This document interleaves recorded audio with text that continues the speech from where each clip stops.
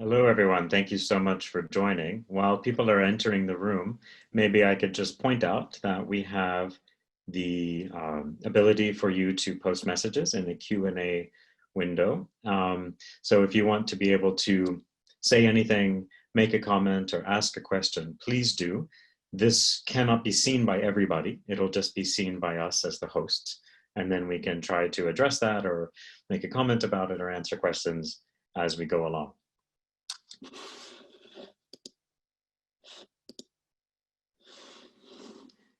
If you use the chat window allows you just to send a message to all of us as the host, the panelists, and you can say anything you like there. And the Q&A window that you have available is something where if you would like to sort of raise a topic that we could maybe try to address towards the very end, I'll do my best. But as you're all coming into the room, I just want to give a little time for people to get in and get settled. So could I invite you to use that chat window and just tell me where you're dialing in from? I'd like to know who is in the audience around the world. Say anything you like. Myself, I'm actually in London at the moment, under lockdown. So I'm joining you from Greenwich in Southeast London, if you've ever been in this part of the UK. This is where time comes from. We have the observatory just in the park around the corner, the Greenwich Mean Time, the Royal Observatory. But yes, please go ahead and tell us in the chat room where you're dialing in from. It's always really nice to know what kind of reach we have. Oh, Uganda, Kampala, Hertfordshire, Dusseldorf, Oxford, Madrid, Greece. Fantastic. We have lots of interesting representation of Jordan, Minnesota, hello. Rwanda, fantastic. Dublin, Mexico, Paris, Stockholm, Boston, Swansea, fantastic. Gävle, Sweden, great. Finland, fantastic. Thank you all so much for sharing. And I will keep looking back at this as we make progress today. But I would like to go ahead and get us started because we're now here, we're in the room, and more of you will be joining, I hope. And as you join, please just get settled in and feel free to contribute with questions or comments along the way. It's always nice to make this session, or any session, about us. So if there's things that we'd like to share for the group, if something I say or we discuss, you have an example that's relevant or that you would like to share, please add that to the chat or to the Q&A. And we can try to raise that and let other people know about it. So I'm going to be sharing some slides first, and then we'll have some time at the end where we can look at some examples or thoughts or comments that you've had. So welcome everyone once again. My name is Dr. Christopher McCormick, and I'm the Executive Vice President for Academic Affairs at EF Education First. It's a mouthful, but I'm very happy to be here with you now. We're here today to talk about this idea of the future of learning, something that's front of mind for so many of us. And just to give you a bit of background on where I fit in this context is I work in corporate education. I help as an advisor to companies and governments and school systems around the world in how to design large-scale training programs. And internally within the EF world that I work in, I also help with training and development and coaching inside the organization. So I see this from different perspectives as someone who designs training, but I also have a front row seat to a lot of the issues that are coming up today for how people need to change quickly, how they need to use digital tools in different ways.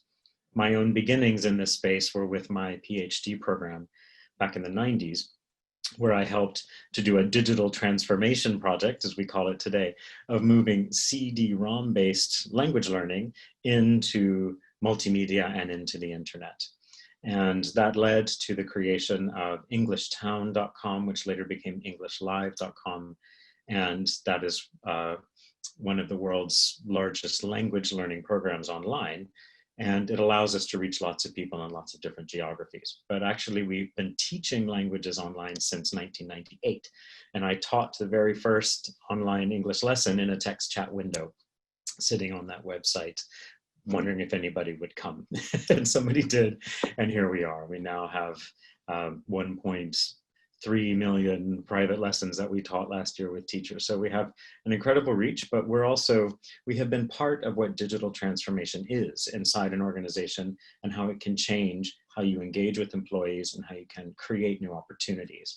So this topic about the future of learning is really quite important because it allows us to really think about how do we need to shift and change.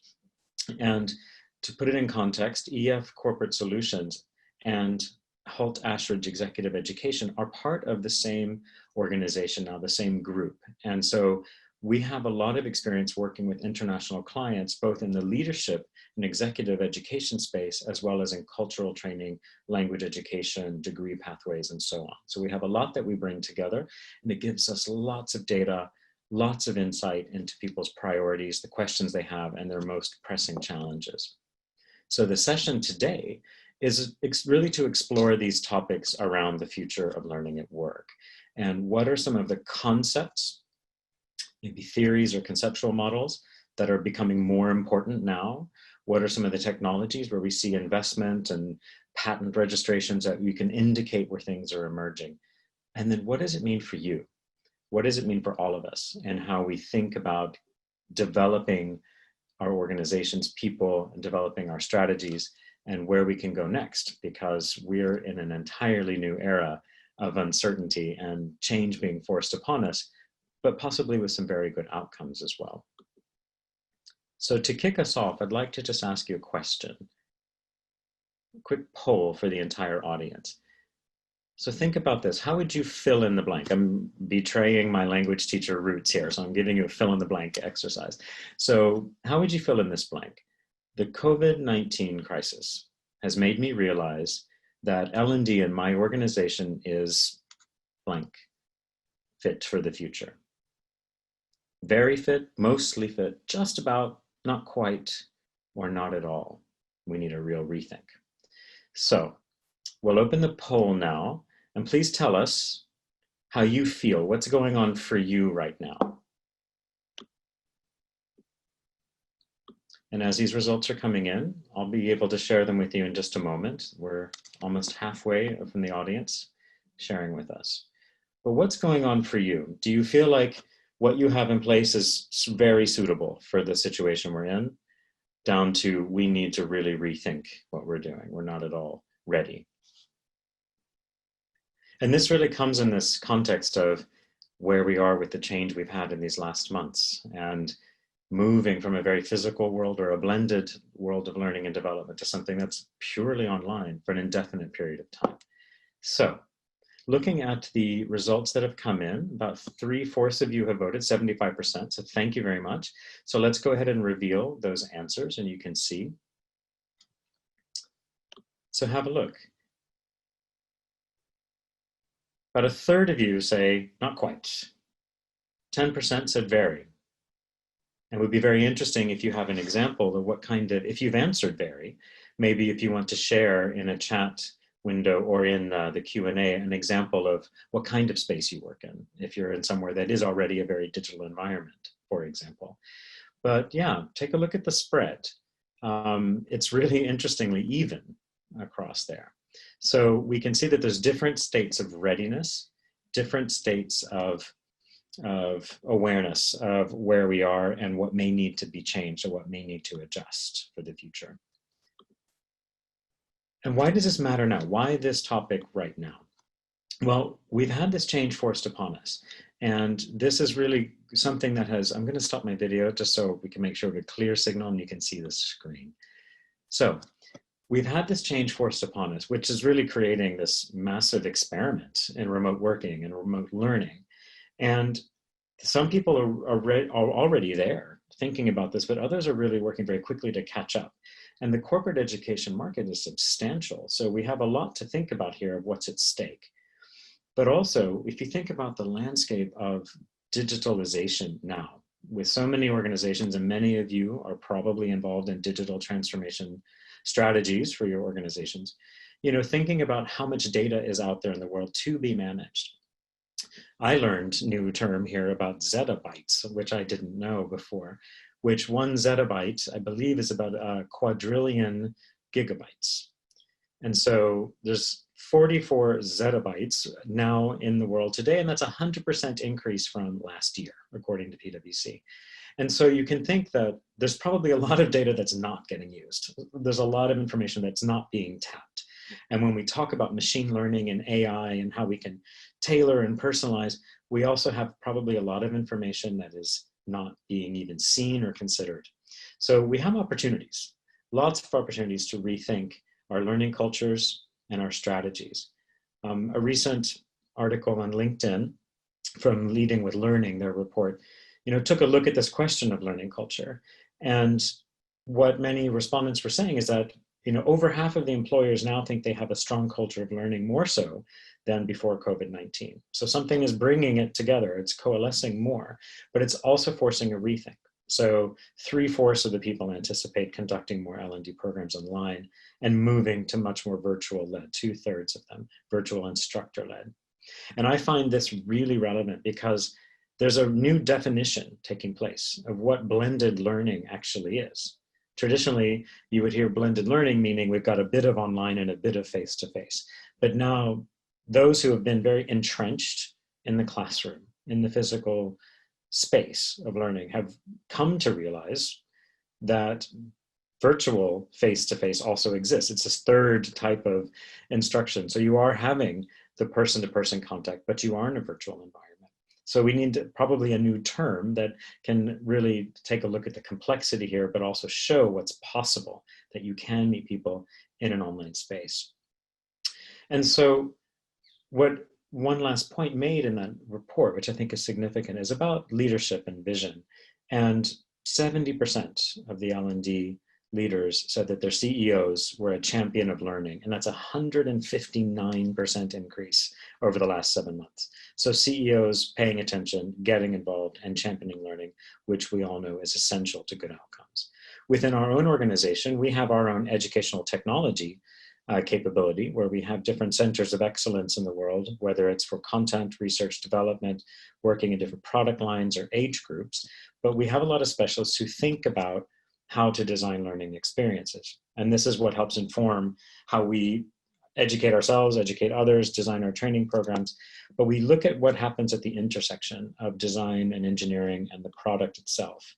And that triggers all kinds of special competence and capability. And I'll use those words quite a bit when I talk about approaches to learning.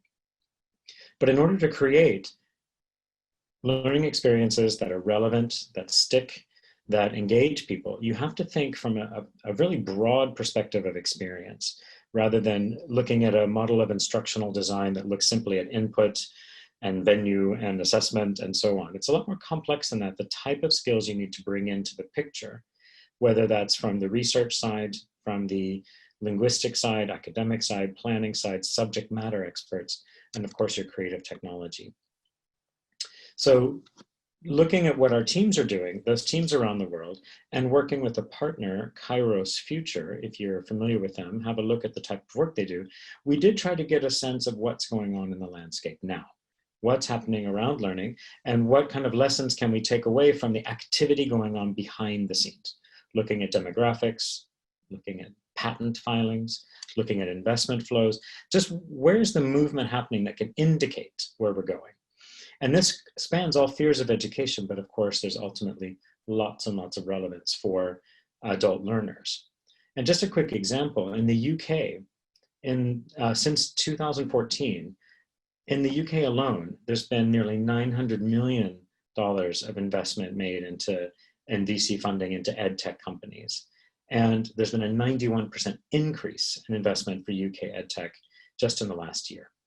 So we see this happening in certain countries. Some countries are catching up, but others are falling behind. So a key question to bear in mind in all of this is, where are the risks to equality? Where might we be in a position of actually further widening inequalities? And likewise, are we keeping in mind the expertise and capability of the teachers and trainers? Are we providing enough support so that they can also be using the state-of-the-art technology in new ways and being able to develop capacity for new and unpredicted ways of learning and teaching? So there's some questions that sit in the background of this about Are we all in this together, and where are we headed? And this matters. Take a look at this quote.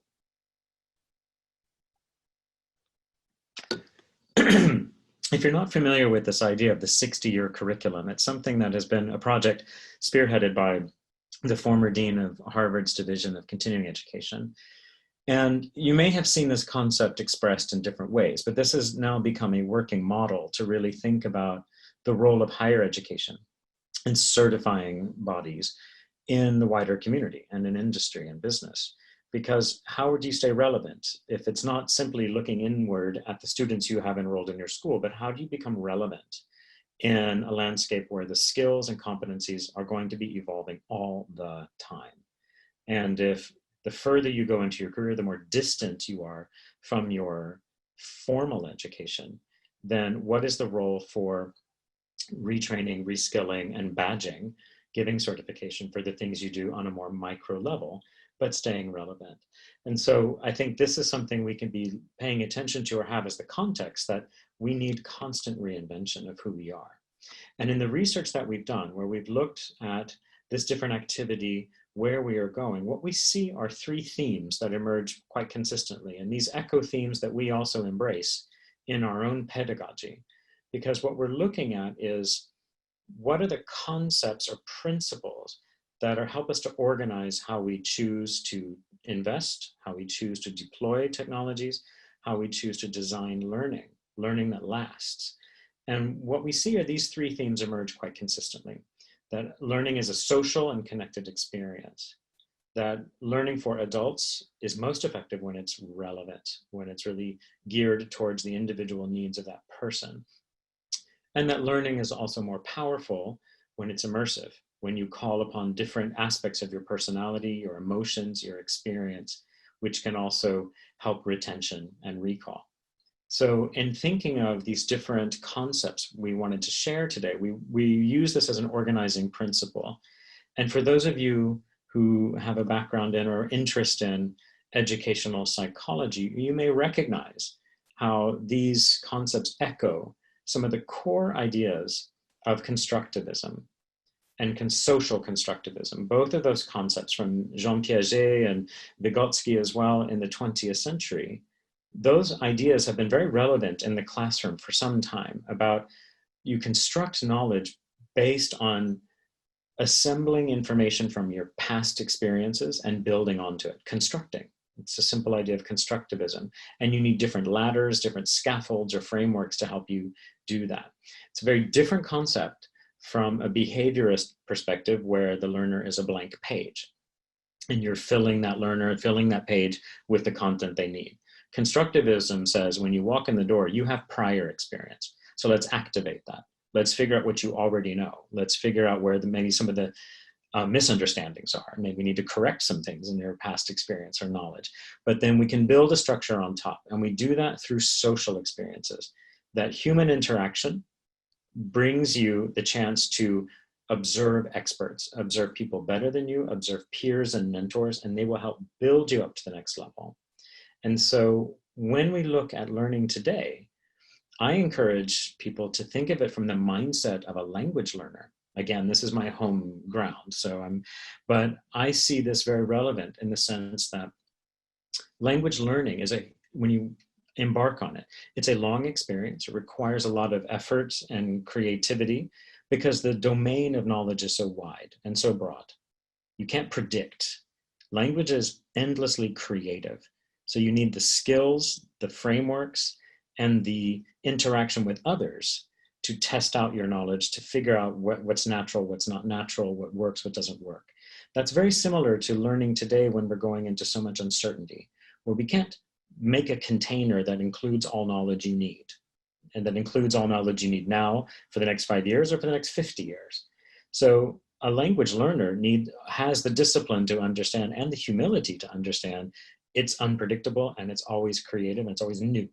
So we need to have the competence, the confidence, and the interpersonal skills to be able to move forward.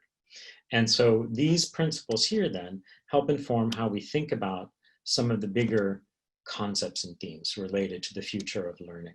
So the human connection side is really promoting the idea that we are still hardwired to respond to human interaction. And we know from looking at the psychology of learning and looking at children and adults working in different environments, that people respond to a significant other.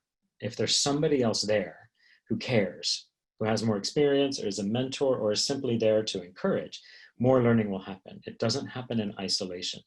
Children given fantastic learning tools with sophisticated background thinking and investment won't use them if there's not a significant other who shows their interest in them doing it. And humans respond in the same way. But we also know that technology that has emerged has had a tendency to be isolating, although we're seeing that turn around more. And what's funny is we're seeing this idea that human contact itself is something of a luxury. And for those who can afford it, and some of the most digitally connected people in the planet also are able to send their children to the schools with the least amount of technology, the most strict technology policies. So we're also seeing that there's a luxury concept of being able to have time with other people. And this links as well to a movement towards digital decluttering and just simplifying our digital landscape.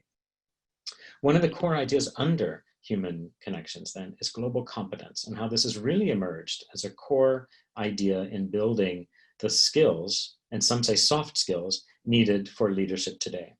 I'm a little bit anti-soft skills. I think that undermines what they do and what they contribute. I think that we need to find a better term, perhaps behavioral skills, interpersonal skills, but these are skills that machines can't do. And this is about understanding the perspectives and experience that you need to be able to communicate well and respectfully. And this is seen time again in different organizations. Google's Project Oxygen, for example, looked at the most important qualities of top employees, and subject matter knowledge was not at the top of the list. It was all about interpersonal communication, coaching, and being able to have insights into others. And what we see, though, is that there is a rethink as well about what it means to train and for intercultural competence and skills. Traditional training programs tended to be biased towards a Western manager's perspective, traveling somewhere out there into the unknown and getting things wrong. And what we need now is to really focus much more on raising awareness of what makes us tick. What are the cultural preferences that we have? Where are our blind spots? What kind of biases might we have? And then once we are aware of that, what do we do with it? And so I think we're seeing a wonderful direction now in raising awareness of the wonderful complexity of the world we live in, but then asking the tough questions about what do we do with that knowledge once we have it? How does that inform how we train, how we include, how we promote, and really addressing those blind spots that we have? A great project at HSBC actually was sent out some of their executives to work with climate scientists at a forest research station in order to just build awareness and emotional connections related to climate issues in their own work. So there are ways to do an experiential learning experience that can actually make a difference and fulfill the mission of making global competence a core skill for the 21st century. Digital literacy is another theme that emerged quite often in what we were looking at, and simply moving beyond the ability to log on and connect, but it's about civic participation. This is now an essential skill to be present, to show up and be part of the dialogue and the debate. And we know because of the constant reskilling that we need, this accentuates the importance of having better digital skills. And it's quite alarming that in research being done with youth and universities and high schools and even primary schools, this very small percentage of people being able to identify fake news, looking for the hallmarks of credible journalism. And so there's much more efforts going on now at a national level, a curriculum planning level, to include digital literacy and awareness of fact checking as well as some way to encourage people to participate more fully. And likewise, in the human connection idea, we have the concept of just human contact. And I mentioned before the digital detox, the decluttering, and how we see that there's actually more of a premium being put on being able to check out and not having an online all the time culture. And this has implications for us in corporate education because we are working now in people's homes.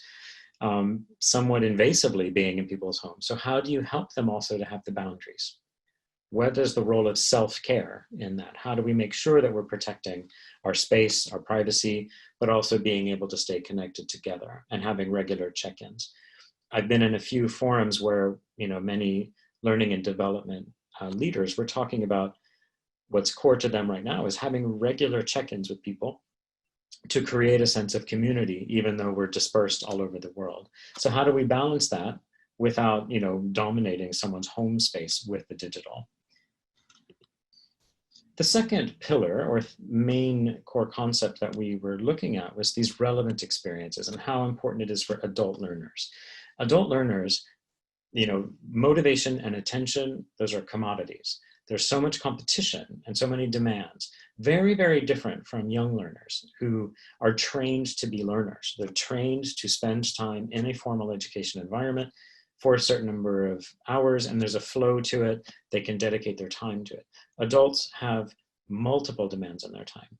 So the traditional container of knowledge, which might be a learning management platform that has a very large sequence of training to do, suddenly becomes a lot less relevant. You can invest all the great production capacity in the world, but people don't want to watch something any longer than 2 minutes now. A TED Talk is too long now. So what we've seen is this desire for microlearning, moving us to making it more and more bite-sized. But there is a tension there because the more bite-sized it gets, you lose perspective of the forest if we're only looking at trees. And so, for subject matter domains that do take time, that do require a lot of competence development, you have to have a big picture view as well. And this is where it's really key in the constructivist model. As you work with others, you work with experts, subject matter experts, and people, leaders in the field, to help facilitate the best choices, to facilitate directing your attention to the right priority topics. Related to this then, under this theme of relevant experience, is the notion of constant upskilling. And many of you may be familiar with McKinsey's projection that 375 million workers would have to master fresh skills. And this falls in line with the 60-year curriculum idea, which may fill people with horror if they have to keep reskilling and recertifying for 60 or 80 years. But we are going to be living longer, and we are going to be having jobs that don't exist now. So the constant upskilling is very real. And we see, of course, that the time to learn the skills is also changing because we're dealing with much more complexity. So IBM suggests that, according to their research with over 5,000 executives around the world, that it used to take 3 days to upskill someone in a particular domain, and that's moved to 36 days. So just in the last year, this is projection. So how do you then plan for that kind of learning, especially if you're focused on the micro? So if we're both trying to address the new digital skills people need in their portfolio, and we're trying to address the key behavioral skills or soft skills, then we have to have a real rethink about how that all fits in. How does it fit into the learning picture? Where does that fit into the learning culture? AI gives us so much promise of being able to support that. What's really interesting is that over the last 4 years, there's been a nearly 50% growth in the use of AI in education. And China has actually written it into national curriculum policy that it advocates the use of AI in learning. This can support techniques like flipped learning, where you're served up microlearning pieces or preparation pieces before you work with trainers and experts. And it also allows a different kind of selection for what kind of personalization people need or what kind of interaction can be done to offload some of the work that a teacher might need to do or a trainer might need to do because it's repetitive and it's preparatory. So using chatbots, for example, you can actually train and practice in pronunciation. You can train and practice in telephoning skills.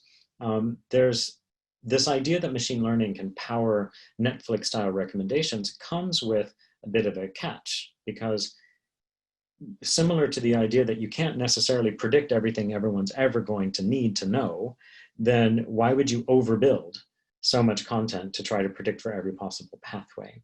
So we also need to think about how to make it smarter, how to really think about the domains of expertise we need for working in environments that are so digital and so uncertain. It is the road to adaptive learning, but what I think now is what we're seeing is it's really happening more in the training of skills for accuracy. So 90% accuracy now with voice recognition, something I never would have predicted 20 years ago when we first took experimental steps with voice recognition. But we're using it to work with people on their writing accuracy, on their speaking accuracy. And you can see that it does work. But I think right now we're at a stage where it's still a bit micro and more skill-based than this larger dream of a very personalized pathway from start to finish. Another core topic then is also learning on demand. And what we see is that there's a much, much bigger demand for this type of bite-sized, a la carte micro-learning. And it really comes at this, the idea that video is leading the way forward, because it's much more likely to be engaged with, much more likely to be shared. And in the academic research, the concept of micro lectures was only mentioned a few times a few years ago, and now it's in some 12,000 mentions in 2017. And this is in research in China and in the US. We're seeing that learning how to deliver instruction in a micro format is relevant, and it's being pursued from a scholarly level as well as in a commercial level. Learning on demand is in your mindfulness app, it's in your dieting app, it's in your yoga app. It's all about how you engage with small bits of content that nudge you, that change behavior and give you something new to focus on. Also, what we see is that passive learning, being audio, is making a real comeback. Podcasting is surging, audiobooks are surging. Audiobooks doubled in sales in the US in the past 5 years to $2.5 billion. So this makes sense because it fits more into our commuting world. It fits more into being on the treadmill, walking in the park while you're on lockdown. There's a reason why the passive learning in long format is also making a comeback, because it does give you more exposure to more ideas with content that's engaging. So we would expect to see that grow even more. And gamification is a concept that we hear talked about, we've heard about for a long time, but what it's really about and where we see it really starting to become more prominent is in working with neuroscience and understanding the emotional system of the brain and the limbic system, and how emotional experiences very often happen first. There's some sort of trigger that happens, there's a thought that you may have, and there's an emotional response, and trying to figure out what are the ways to encourage new behaviors by providing the right kind of positive reinforcement. So these are things that are happening behind the scenes in your brain, but being able to nudge you on to doing something new. But it comes at a bit of a balancing act, because gamification can be stimulating, can be rewarding, but if it's for your job, should it be done at the same time that you would be doing something that was for pleasure at home? So, and when we're all working from home, there comes a consideration of how do you balance the time you spend in motivating learning programs versus things for your own pursuit. And this is linked a little bit as well to the idea of certifications and badges. And we're seeing this more and more, such as EY has their system of, Ernst & Young has their EY badges, where people can get little micro certifications in data, in AI, other topics that can then be shared. And so you're taking the professionalization of gamification and entering into the world of certification. It's a lot of mouthful, but it allows you to share with others and show that you're skilling up, even if it's at micro level, as part of your own 60-year curriculum. And the last of the three big principles then was immersive learning. And this is tapping into the social and emotional drivers of learning. If you've ever studied abroad, or if you've ever traveled for the first time with some kind of action learning project, or you've been immersed in a task in a new environment, you will remember it because of the emotions you experienced. That's what helps anchor the learning. And immersive learning is really looking at all the different stimuli that can happen in a situation and how that can enrich and enhance learning. And of course, the one that you would come to right away is thinking about virtual reality and what is its role in creating immersive environments, especially if we're not traveling as much as we used to do. But with virtual reality, it's really arrived. I was much more skeptical several years ago, not least because I wear reading glasses. It was uncomfortable to put on a heavy set of goggles, but it's really arrived now, and the barriers to entry are lowering. We have school children across the world who are visiting the world's best museums without leaving the physical classroom by going on tours, virtual tours. We're also seeing it used for customer training in hazardous situations. You imagine the most crowded, customer stressed scenario on a Black Friday when you have people breaking down the doors. You can now experience that and see what happens emotionally to you, see how you respond in the moment. Likewise, for doing difficult surgical procedures or things where precision and safety are key. That's where most of the activity is in now, is on thinking about safety and client communication.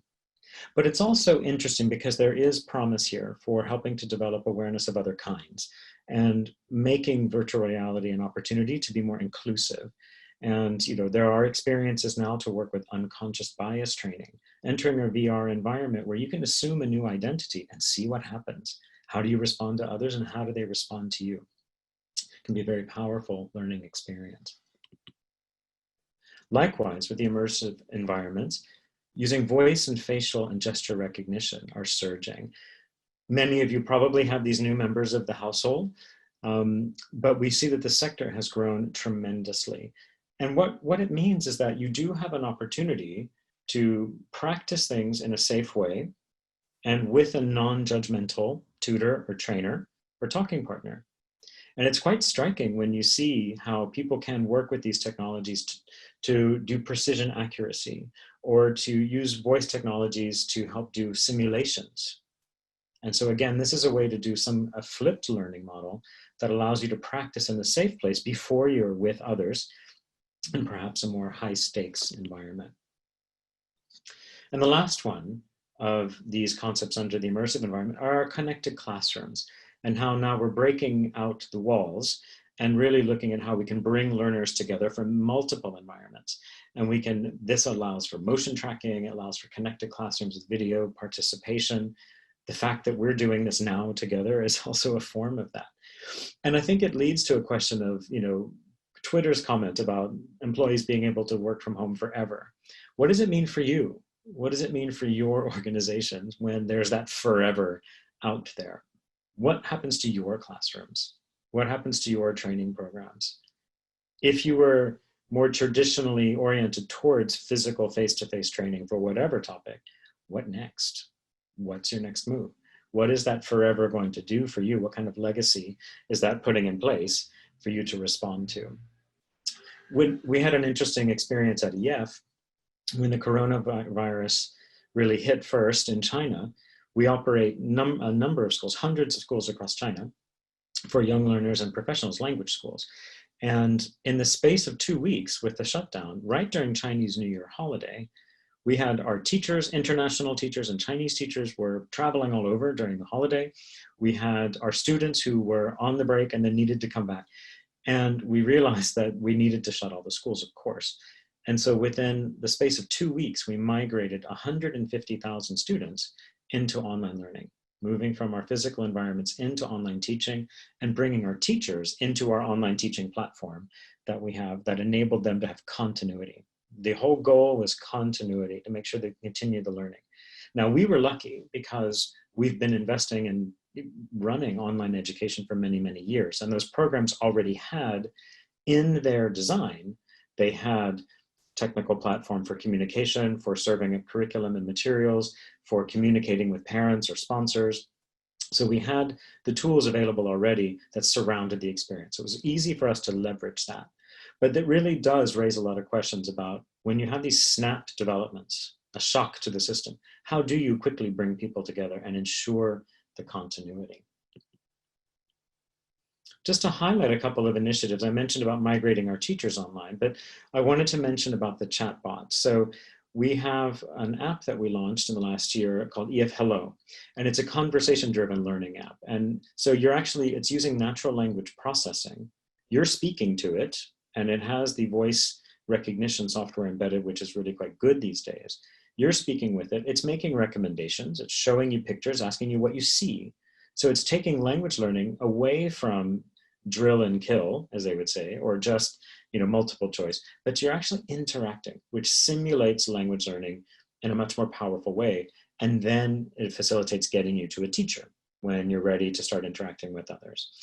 The Study Buddy is another example of how we can use AI to create interaction between learners in an environment where they don't have enough of the surrounding context for learning. Meaning, if you're learning language as a young child, for example, in China, where this is currently in use, your parents, your grandparents, how you live in China, you may not be surrounded by much English at all. And so the time with English learning that you have may only happen in that classroom. So Study Buddy was a smart speaker that was created to embed English learning in the home and in the home environment so that children could actually learn to brush their teeth or get ready for bed with songs and play games with pictures and numbers and colors and identification, to just be embedded and surrounded by language, and it becomes immersive. But it's using AI in a powerful way, because when you see the kids interacting with this device, which is arguably very cute, but it has a great way to interact with you and to sing songs, and it's fun. And so we can, of course, think about how can that be adapted to adult learners? What could we do to have a conversational partner for you that helps build your confidence and your independence? And of course, we have our teaching platform, which I just mentioned, which help us see through some of the roughest changes of the crisis, because we already do teach worldwide online. So we were able to migrate the teachers onto that platform very quickly, as well as the students. So as we get towards the end, I wanted to just reflect a little bit on this idea of the evolution of learning and development organizations. And this comes from Josh Bersin, looking at where are we headed? And if you look through these different dimensions around what phase we've been in corporate education and learning and development, and in the early 2000s, in an e-learning and blended environment, all the way up to learning in the flow of work in 2017. And where do you see yourself? What are some of the fossils you may have in your organization, approaches you've had in the past that may still be there? Where have you evolved to? And what he suggests is that where we are now in 2020, with a more intelligent approach to learning, is we could be driven by capability academies. And I apologize for the typo, it's academies. So these academies would then be areas or centers of excellence where there is mentoring and coaching by design. There's the presence of subject matter experts, and these are corporate capabilities that are organized by functional area and need. Are we there yet? Are we able to see our learning evolving, especially now as we're doing this logged on largely from home? Are we at a point where we're bringing together the different talents that are special and unique to the organization, sponsored by the business, which, arguably will cost more, be more intensive, but could prepare people better in the sense of capability for the unknown, rather than a focus of competence, which is what you can demonstrate and do in a role. Capability gives you that extra nuance of, we're not sure yet, it hasn't happened yet, but we're capable of doing it when it does come. It's a more of a future orientation, I think. So my last question then is for you to reflect on this, towards your own capability, working in learning and development. And these characteristics or these areas of knowledge come from the Association for Talent Development's capability model. They've reoriented how they look at training and development in the field of learning and development. So you as professionals, what are the core concepts? This is your competence framework, essentially. What do you need to know to do your job well? And looking at this, where are you? What's going on for you in this space? And looking at capability from a personal point of view, and looking at this really raised profile for emotional intelligence, cultural awareness, and lifelong learning. And how do you support that in organizations?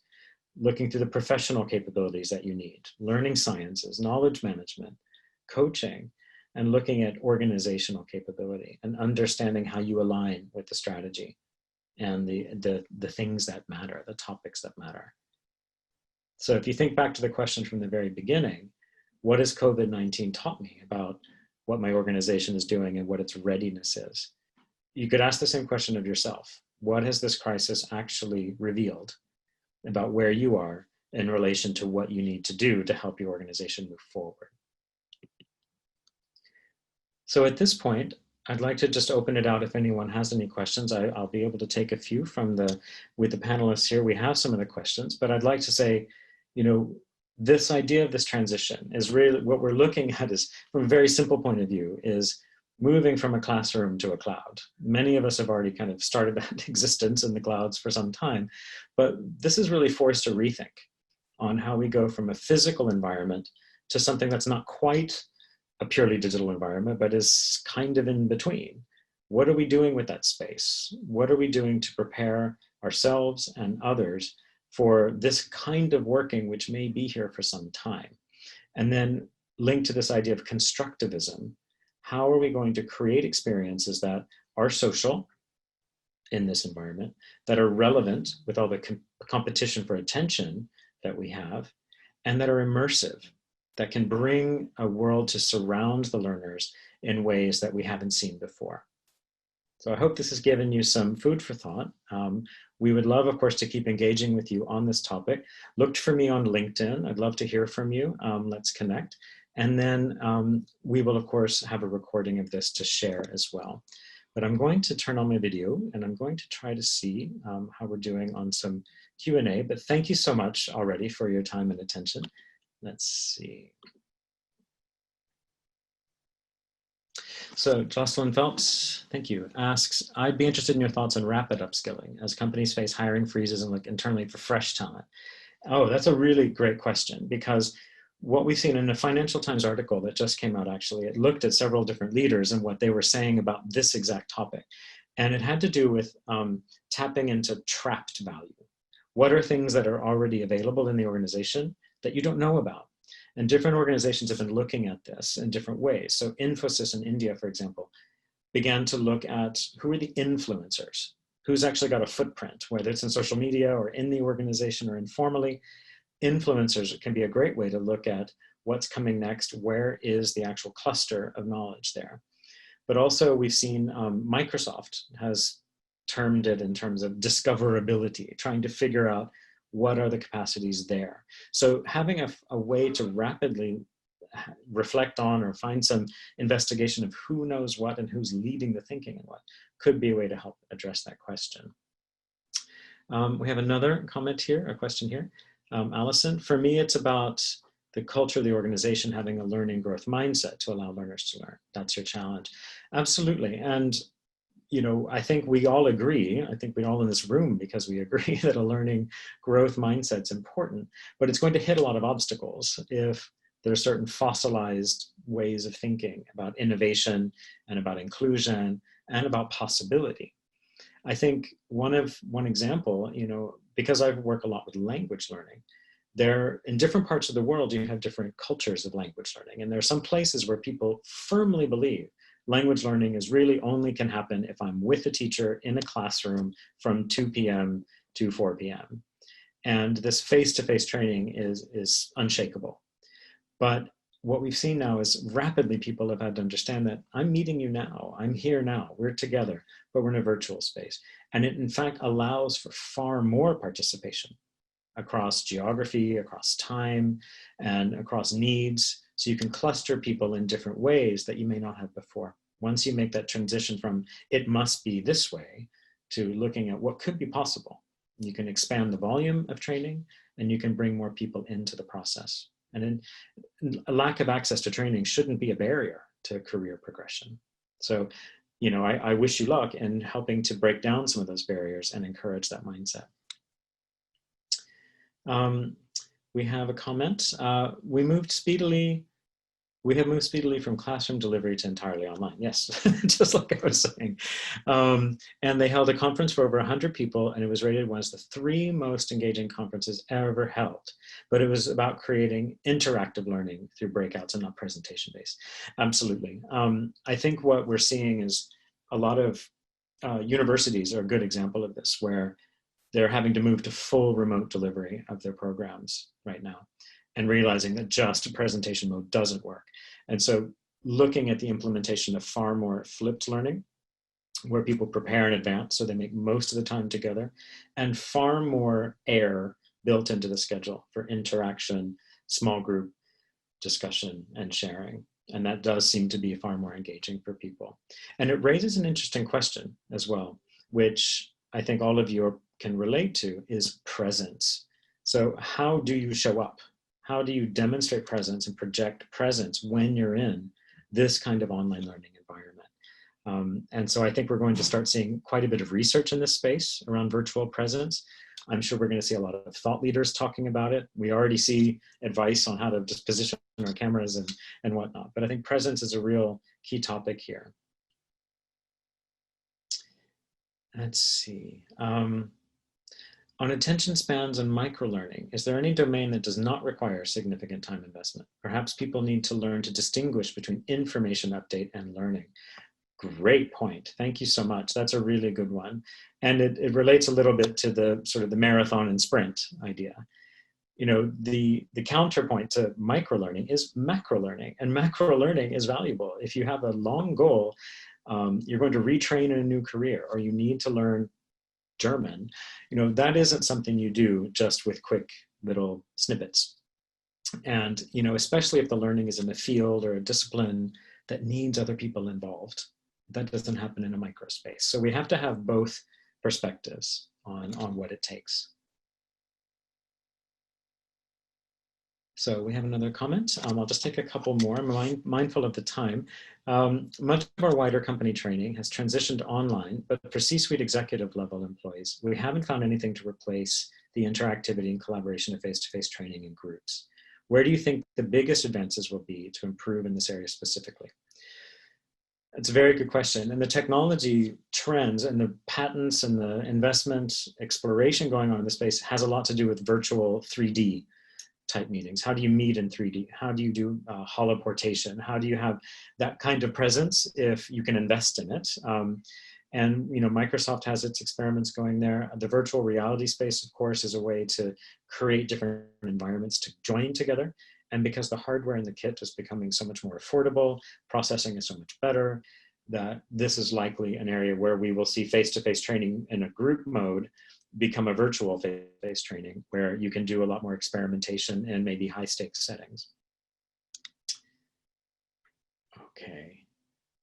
I'll just do one more here. Sorry about the time. So when thinking about connected classrooms, do you think most effective platform offerings are currently those being used or designed for educational settings or commercial settings? Or do you see the two as quite distinct? Good question. I would say we can be led a lot by what's happening in educational settings, because these get road tested by people in very high volume on a regular basis. And so you really start to see how you can engage students when the technology can be very flaky, how you can engage teachers who have widely differing levels of competence with the technology or familiarity, and may also have strong feelings about the use of different technology. So in terms of testing out access, testing out syllabus design, lesson planning, you know, I think we see a lot of innovation happening in schools that could actually help in the corporate setting. Because in a commercial setting, we have yet to see this kind of flow of high volume groups going through this kind of technology-led training, given the fact that you had so many different approaches to blended learning. So, and also schools have a longer frame of mind. You know, they plan for lessons that are longer, plan for content and learning outcomes that are longer. And along that point, I guess I would want to conclude on this thought is that learning in a school-based setting also highlights what's most important, and that's the learning outcome. Because commercial settings have the opportunity to perhaps invest more in something new or something fancy or something very innovative, but we also want to be led by the learning outcomes. What is most important? And make the selection of the technology be driven by the learning outcome, because it's in everybody's interest to focus on what's going to be most relevant for those learners, what's going to be the most effective experience. So my sense is we should never use technology in a vacuum, and we shouldn't be making technology-led decisions. We should be making learner-centered decisions about what the best learning outcome is and what are the best ways to achieve that in the way we design the instructional system. All right, I'll conclude there. Thank you all so very much. Feel free to leave any messages in the chat. I'd love to hear your thoughts. Like I said, please engage with us. I'm going to show you one more slide to feature the Hult Online Skills, which is a suite of programs to help address different competencies that are needed right now, especially at this time. So we have the Executive Skills Accelerator, Executive Leadership Accelerator, Executive Coaching, and Executive Self. So follow that link. learn more about it. And I hope that we'll be able to see you in a future event before long. Thank you all so much and have a wonderful day wherever you are.